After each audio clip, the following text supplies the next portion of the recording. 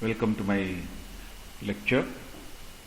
We have seen the previous slides, previous lecture also, and today I am going to talk about the primary embryonic induction.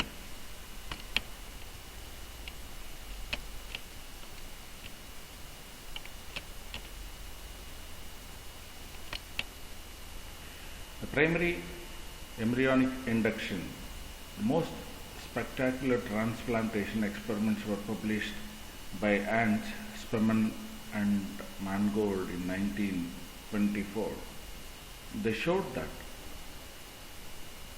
of all the tissues in the early gastrula, only one has its fate determination. So that means only one or few cells have the determination to give rise to some of the organs in the body. This self-differentiating tissue, this is what we call it as a self-differentiating tissue, is the dorsal lip of blastopore. So this is the dorsal lip of the blastopore. The tissue derived from the gray crescent of the cytoplasm. I said that gray crescent in the first class actually. When this dorsal lip tissue was transplanted into a presumptive belly skin region of another gastrula, it is not only continued to be a blastopore lip but also initiates gastrulation and embryogenesis in the surrounding tissue. So that means any self-differentiating tissue can give rise to the complete organ, that what we have seen in the previous lecture. Two conjoined embryos were formed instead of one here. As a result of this thing, like you can get a conjoined embryos were developed here.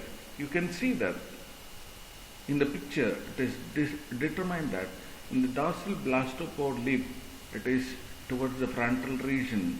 If you take this piece and transplant into presumptive epidermis somewhere here in the next gastrula stage, the secondary structure will develop like this, and the secondary structure in the blastoporal groove, it develops into a bottle cells, and finally what it gives rise to, what we call it as the conjoined embryo at the end actually. The Spemann and Mangold use differently pigmented embryos from the newest species, that is a Triturus and Triturus species actually. So when they prepared these transplant, they were able to identify host and the donor tissue on the basis of color actually. When the dorsal lip of early Taeniatus gastrula was removed and implanted into the region of the early T. cristatus gastrula, faded to become a ventral epidermis actually, as we have seen in the previous class, the belly skin.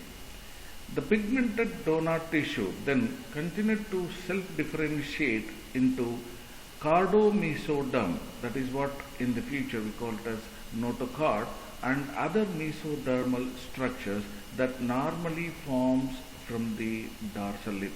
That means once it is transplanted, it forms into a cardomesoderm, that finally it becomes notochord, and other mesodermal structures like what we call it as the dorsal lip actually. So as these mesodermal cells moved forward, host cells began to participate in the production of new embryo. See, ultimately we come to know that the mesodermal cells, that is the cardomesodermal area, move forward, and the host cells, whatever it is, the original cells of the transplanted animal embryo, will become a new embryo. In this secondary embryo, the somite could be seen containing both pigmented, that is from the donor, and unpigment that is from the host tissue. It is a good experiment that is conducted by the Spemann and Mangold. Spemann referred to the dorsal lip cell and the derivative, that is a notochord precaudal mesoderm, we call it as an organizer. So the notochord area, that is what we call it as precardomesoderm area, called that is organizer, because there are several reasons why they called as organizer, because some of them just I mentioned here. They induce the host ventral tissue to change their fates to form a neural tube. Look at that. It forms the neural tube, and the dorso-mesodermal tissue such as somites formation takes place, because once the organizers are induced to other embryo, so that definitely give rise to a neural tube and dorso-mesodermal tissue. One thing. Point number 2 is the organizer within the host embryo also derived to give neural tube and dorso-mesodermal, what is the tissue, that is what we call it as somites. So friends, we are going to see what is the somites in the future class actually. And the second thing is they organized host and donor tissue into secondary embryo with clear anterior, posterior and dorsoventral axis. So you see that clearly. Just I have explained the dorsoventral axis and the axis formation in amphibia. Here the organizer would be the reason for making the anterior and posterior, or developing the anterior and posterior and dorsoventral axis of the body of any organism including amphibia. Further, he proposed that during the normal development, these cells, that is the cardomesodermal cells, that is what we call it as organizer, organizes the dorsal ectoderm into neural tube and transform into flaking mesoderm into the anterior posterior body axis. That's what we call it as a flaking mesoderm, which give rise to anterior and posterior part of the body. It is known, that is thanks largely to Spemann and his students, that the interaction of cardomesoderm and ectoderm is not sufficient to organize the entire embryo. So that means it is not only the ectoderm or the cardomesoderm is not only the thing to develop the complete embryo, rather it initiates a series of sequential inductive events actually. It requires the inductive events of the series inductive events by organizer which is already existing in the mesoderm, because there are several because there are numerous inductions during embryonic development.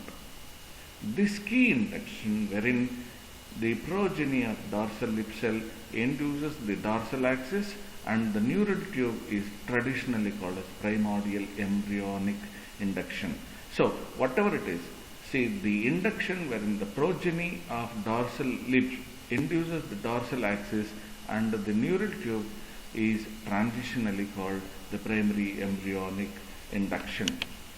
Dear friends, so this is about the 2 days lecture. You kindly follow the next lecture to continue the same topic. Thank you very much.